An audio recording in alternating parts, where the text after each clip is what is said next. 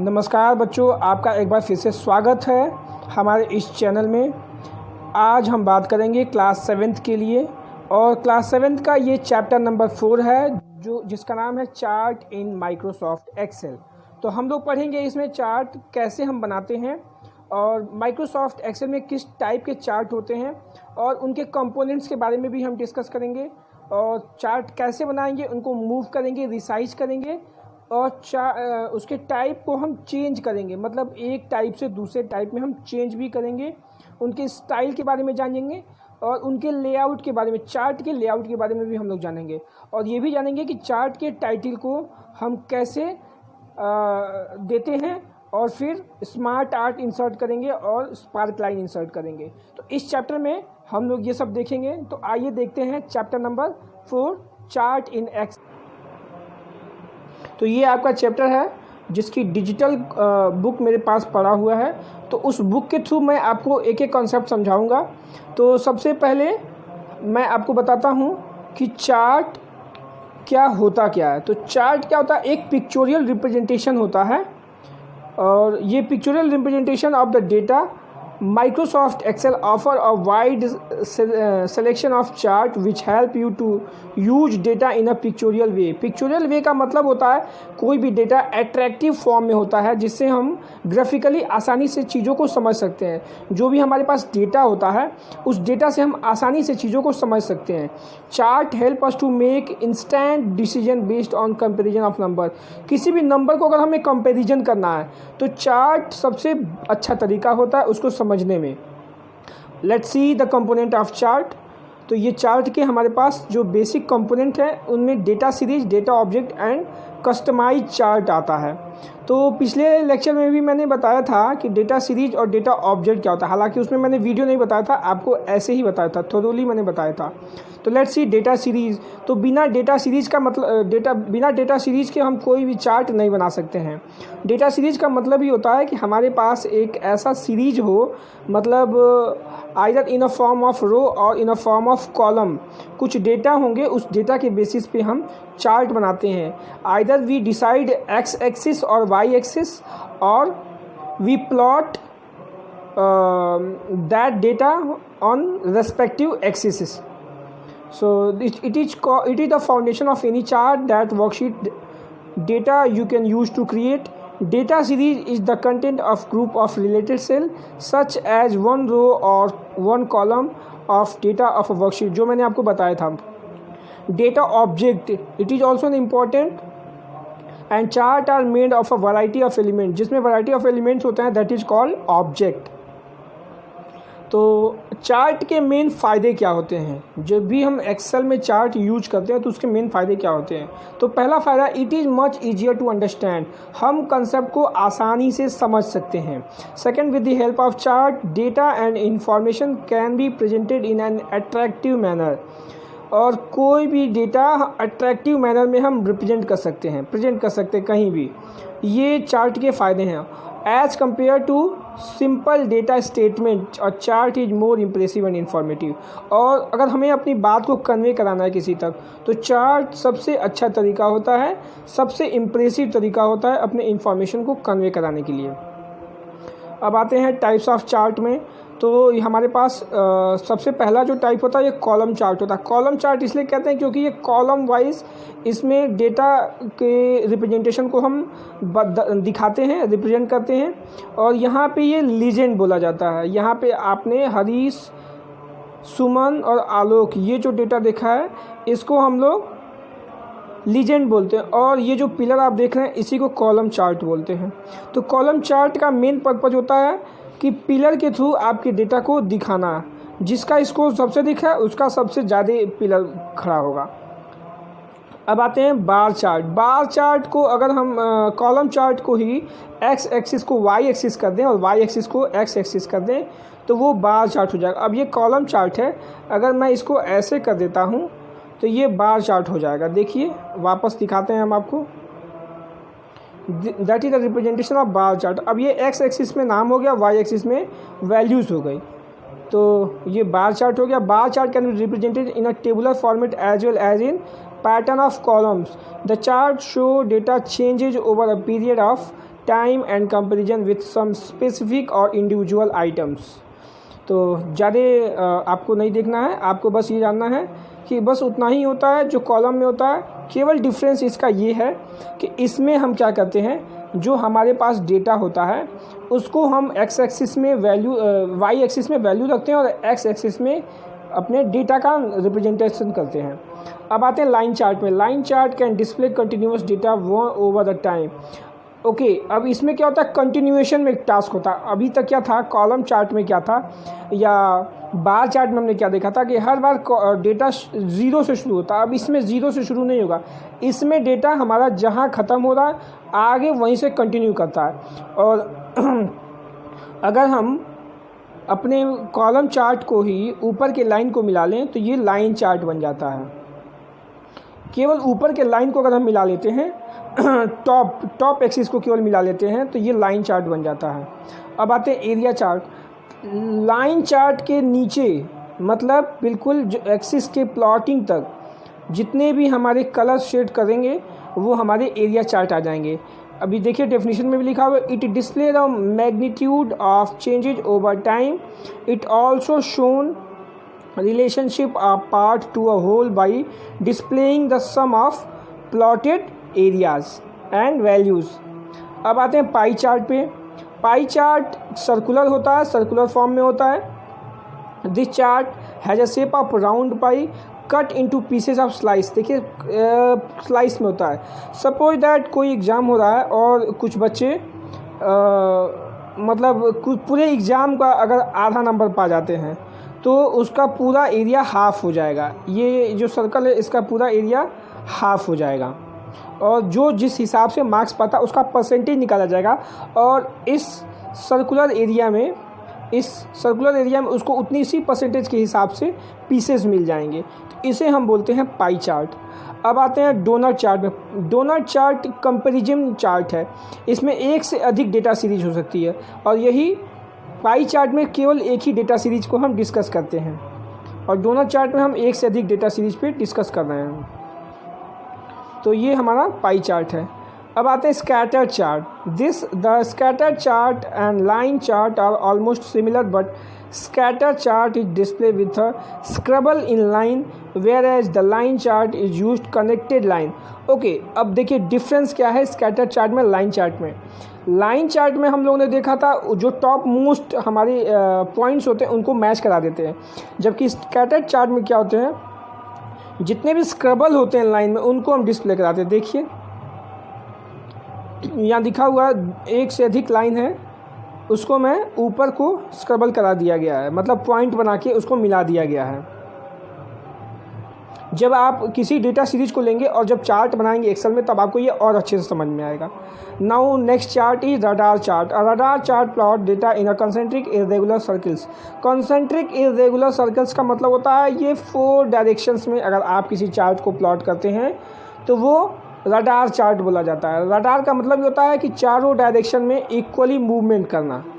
तो चारों डायरेक्शन में अगर हम प्लॉट करते हैं मतलब एक डायरेक्शन में एक डेटा को, दूसरे डायरेक्शन में दूसरे डेटा को, और इस तरह से अगर हमारे पास ढेर सारे डेटा हैं तो उनको अलग अलग डायरेक्शन में हम प्लॉट करते हैं। देखिए नाम चारों का अलग अलग लिखा गया है, अलग अलग नाम लिखा गया है। बुक में आपको बिल्कुल क्लियर दिखाई देगा, अगर बुक के सपोर्ट से अगर आप देखेंगे तो बहुत क्लियर दिखाई देगा। अब है 3D सरफेस चार्ट। तो आपने सरफेस चार्ट देखा था, तो सरफेस चार्ट को ही अगर हम डायमेंशन व्यू में देखते हैं और टोपोग्राफिक मैप के एग्जांपल्स को देखेंगे तो ये आपका 3D सरफेस चार्ट है। Next chart is stock chart. Stock chart देखते हैं, it is ideal for tracking stock market. Stock market activity को चेक करने के लिए देखते हैं, कभी ये हाई होता है कभी ये लो हो जाता है। चलिए let's see the component of chart. तो सबसे पहले मैंने डेटा सीरीज और डेटा ऑब्जेक्ट पढ़ा था, तो अब आते हैं कंपोनेंट पे। तो एक्स एक्सिस वाई एक्सिस, किसी भी चार्ट को जब हम प्लॉट करते हैं तो एक्स एक्सिस वाई एक्सिस होना ज़रूरी है। अब मैं आपको दिखाता हूँ कॉलम चार्ट में क्या एक्स एक्सिस है और क्या वाई एक्सिस है। देखिए ये कॉलम चार्ट था, इसमें यहाँ जो नंबर लिखा हुआ है 10, 20, 30, 40, 50, 60, 70, 80, 90, 100, ये हमारा वाई एक्सिस है और यहाँ पे इंग्लिश, साइंस, मैथ, हिस्ट्री ये हमारा एक्स एक्सिस है। तो इसी तरह से कंपोनेंट में हमारे पास एक्स एक्सिस और वाई एक्सिस होने चाहिए। लिखा भी हुआ है X axis is horizontal axis while and Y axis is vertical axis. X axis also known as category axis and Y axis also known as value axis. फिर data series है, जैसा मैंने शुरू में बताया था, it is a group of data from which a chart is derive. Chart जिससे derive होता है वो हमारा डेटा सीरीज ही होता है। फिर चार्ट एरिया, जितने एरिया में हम अपने चार्ट को डिजाइन करते हैं वही हमारा चार्ट एरिया होता है। Okay, now plot area. अब पूरा एरिया तो चार्ट हो गया, चार्ट एरिया हो गया। अब जितने में हमारा मतलब डेटा, मैक्सिमम डेटा हमारा जहाँ तक जा रहा है वहाँ तक हमारा प्लॉट एरिया होगा। चार्ट टाइटल, मतलब जितने भी चार्ट होते हैं उनको हम एक हेडिंग ज़रूर देते हैं, उन्हें हम चार्ट टाइटल बोलते हैं। इसी तरह एक्सिस टाइटल है, दोनों हमारे एक्स एक्सिस और वाई एक्सिस दोनों को हम कुछ ना कुछ टाइटल देते हैं। जैसे मैंने आपको दिखाया था अभी कॉलम चार्ट में, मैं आपको दिखाता हूँ। कॉलम चार्ट में मैं आपको दिखाता हूँ वापस। इसमें मैंने इस एक्स एक्सिस का नाम दिया हुआ है। एक्स एक्सिस का मतलब ये सब्जेक्ट हो गया, ये क्या हो गया, वैल्यू हो गया, इसीलिए इसको वैल्यू एक्सिस भी बोलते हैं। तो ये हमारे कंपोनेंट हो गए। इसी तरह से हमारे एक्सिस टाइटल हो गए, ग्रिड लाइन हो गए। ग्रिड लाइन मतलब जब हम वैल्यूज़ को कैटेगरी से मैच करा लेते हैं तो वो ग्रिड लाइन बन जाती है। मतलब हॉरिजॉन्टल और वर्टिकल लाइंस को जब हम प्लॉट कर लेते हैं तो वो ग्रिड लाइन बन जाती है। लीजेंड, जब भी हम डेटा को रिप्रेजेंट करते हैं तो वो लीजेंड हो जाता है। ये राइट साइड में प्लॉट एरिया पे बनाया जाता है। और आइडेंटिफाई ईच डेटा सीरीज, ये क्या करता है, सारे डेटा सीरीज को आइडेंटिफाई करता है। और इसके सारे डेटा के अलग अलग कलर होते हैं, इसीलिए यूनिकली आइडेंटिफाई बाई, ऐसा नहीं है, यूनिक कलर और a pattern. Data label, this is a text और label that provide additional information on data point. Data point पर एडिशनल इंफॉर्मेशन देता है ये डेटा लेबल। तो ये तो था हमारा चार्ट टाइप और चार्ट कंपोनेंट्स, इतनी चीज़ें हो गई हमारे पास। अब आते हैं हम लोग क्रिएटिंग अ चार्ट। चार्ट कैसे क्रिएट करते हैं, तो आप जब भी माइक्रोसॉफ्ट एक्सेल में जाइए तो चार्ट का ऑप्शन आता है इंसर्ट में। इंसर्ट में आपके पास ढेर सारे चार्ट्स के ऑप्शन हो गए। तो चार्ट का ऑप्शन भी जब तभी आएगा जब आपके पास एक डेटा सीरीज होगी। देखिए यहाँ पे राहुल, सुमन और यहाँ पे संजय और ये है तो मॉनिटर, प्रिंटर, ये सब कुछ वैल्यूज़ दिया हुआ है। तो ये जब तक आपके पास डेटा होगा नहीं तब तक आप चार्ट क्रिएट नहीं कर सकते। तो सबसे पहले आपको डेटा डिजाइन करना होगा, फिर उसके बाद से यहाँ पे जब भी आप चार्ट को सिलेक्ट करेंगे तो अपने आप चार्ट एसोसिएटेड चार्ट उसके नीचे आ जाएगा। तो ये तरीका है आपको चार्ट क्रिएट करना है। कैसे मूव करते हैं और रिसाइज करते हैं चार्ट को, तो आप यहाँ पे कर्सर, कभी भी कोई इमेज भी अगर आप लेते हैं तो यहाँ पे ऐसा ऑप्शन आता है और उससे आप रिसाइज या इंक्रीज कर सकते हैं, साइज़ को बढ़ा सकते हैं, घटा सकते हैं। फिगर में आप देख सकते हैं कैसे इंक्रीज किया गया। उसके लिए पूरा स्टेप्स है, फॉलो करना पड़ता है पूरा स्टेप्स। देखिए यहाँ पे पूरा स्टेप्स लिखा हुआ है, स्टेप 1, स्टेप 2।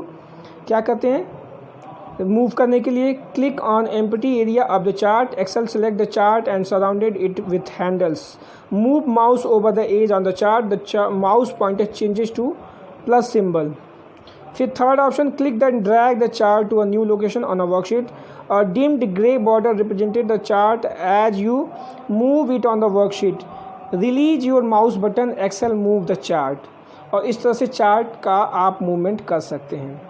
अब चार्ट को रिसाइज कैसे करेंगे, तो जैसे कोई भी चार्ट है तो रिसाइज का ऑप्शन के लिए एक एरो बनकर आता है और यहाँ पे कॉर्नर पे ये एरो बनकर आएगा और इस एरो से आप यहाँ पे ठीक वही स्टेप्स फॉलो करेंगे। Click on empty area of the chart, Excel select the chart and surrounded, move over the handle of the chart, the mouse pointer changes into this form.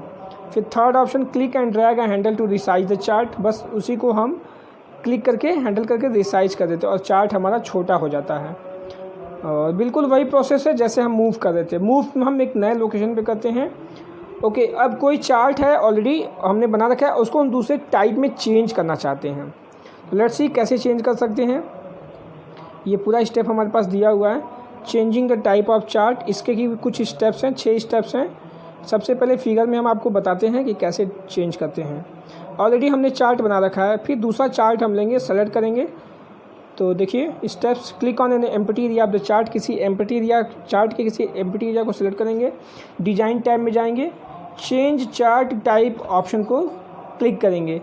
अब एक डायलॉग बॉक्स हमारे पास आएगा जहाँ पे new chart type को हमें select करना होगा और उसके स्टाइल्स को सेलेक्ट करके ओके कर देना होगा और एक्सेल चार्ट का टाइप इन सेलेक्टेड एरिया में आ जाएगा और चेंज हो जाएगा। अभी मैंने इसमें क्या किया था, कॉलम चार्ट से सरफेस चार्ट हमने बना लिया था। देखिए सरफेस चार्ट है, ये सरफेस चार्ट है और ये कॉलम चार्ट है। अब नेक्स्ट है changing the style of chart. अब देखिए ये कॉलम चार्ट ही है, इसमें केवल हमने स्टाइल चेंज किया। अभी इसमें कलर था, इसमें कलर का पैटर्न अलग हो गया, वो 3D भी हो सकता है। तो इस तरह से आप टाइप उनके स्टाइल को भी चेंज कर सकते हैं। Changing the layout of chart, और उसके लेआउट को भी आप चेंज कर सकते हैं। अभी ये 3D लेआउट है, अभी 2D लेआउट हमने देखा था चार्ट का, ये 3D लेआउट है। ये चार्ट टाइटल है, ये एक कॉलम चार्ट है जिसका चार्ट टाइटल है, लीजेंड है नीचे, इधर वैल्यू एक्सिस है, इधर कैटेगरी एक्सिस है। अब है adding title to the chart. Chart का टाइटल बहुत आसानी से दिया जा सकता है, अभी इसमें दिया हुआ है चार्ट टाइटल। अब यहाँ पे स्टेप्स दिया हुआ है कैसे हम चार्ट को हम एक नया टाइटल दे सकते हैं। You can add a title to axis either Y or X to identify your chart data. The X axis is the horizontal value display and the Y axis display vertical values. तो layout tab में जाते हैं, axis title पे click करते हैं और axis type में जहां आपको वैल्यू देनी है, मतलब जो नेम देना है उस पर क्लिक कर देंगे और एक्सिस ऑप्शन पे क्लिक करके आप यहाँ वैल्यू दे सकते। देखिए एरो है, ये बन के आ रहा है। इस तरह से आप कर सकते हैं, चार्ट को नया टाइटल दे सकते हैं। तो ये तो था आपका चार्ट। अब आते हैं स्मार्ट आर्ट कैसे इंसर्ट करते हैं। अभी तक आपने MS वर्ड में स्मार्ट आर्ट इंसर्ट किया था, तो वैसे ही स्मार्ट आर्ट अपने चार्ट में भी आप रख सकते हैं। किसी एक चार्ट को देखते हैं जिसमें स्मार्ट आर्ट रखा गया हो। ये हमारा डेटा है, देखिए ये हमारा डेटा है। उस डेटा में हम केवल वैल्यू रखेंगे और वैल्यू का सिलेक्शन करेंगे। किसी भी एक स्मार्ट आर्ट को हम सेलेक्ट करेंगे और उसको अप्लाई कर देंगे। उसके बाद से स्पार्क लाइन फीचर है। स्पार्क लाइन 2010 का नया फीचर है जो पुराने वर्जन में नहीं मिलता है। तो ये tiny world size chart dots होते हैं और ये किसी एक सेल में ही दिखते हैं। ये हर जगह ये केवल सेल में दिखेंगे और ये छोटे होते हैं, मतलब एक सेल में एक स्पार्क लाइन दिखेगा। अब देखिए यहाँ सिलेक्शन मैंने किया और यहाँ पे अगर आप देखते हैं ध्यान से, ये एक ही सेल में स्पार्क लाइन रिप्रेजेंटेशन है। ये इतनी वैल्यू है और सबका एक ही सेल में रिप्रेजेंटेशन दिखा दिया। किसका? राहुल का। मॉनिटर, प्रिंटर, माउस, कीबोर्ड और स्कैनर किस में ज़्यादा खर्च हुए हैं, किस में कम पैसे खर्च हुए। और 500 है तो उसका कॉलम उठा हुआ है, 200 है तो कॉलम बिल्कुल डाउन है। तो ये स्पार्क लाइन फीचर इसको बोलते हैं। तो ये तो था आपका चार्ट, एक्सेल में कैसे चार्ट डिज़ाइन करते हैं क्लास 7th। तो क्लास 7 उम्मीद करता हूँ आपको ये वीडियो पसंद आया होगा और चार्ट से रिलेटेड आपकी जो क्वेरी होगी उसको मैंने फुलफिल किया होगा। फिर भी अगर आपको चार्ट को लेकर कोई भी डाउट है तो आप कमेंट बॉक्स में ज़रूर लिखिए, या मुझे आप पर्सनली अप्रोच भी कर सकते हैं, या जब आपका टाइमिंग है, क्लास टाइमिंग है, उस समय भी आप मुझसे पूछ सकते हैं। तो चार्ट इन एक्सेल चैप्टर के लिए इतना ही। Thank you.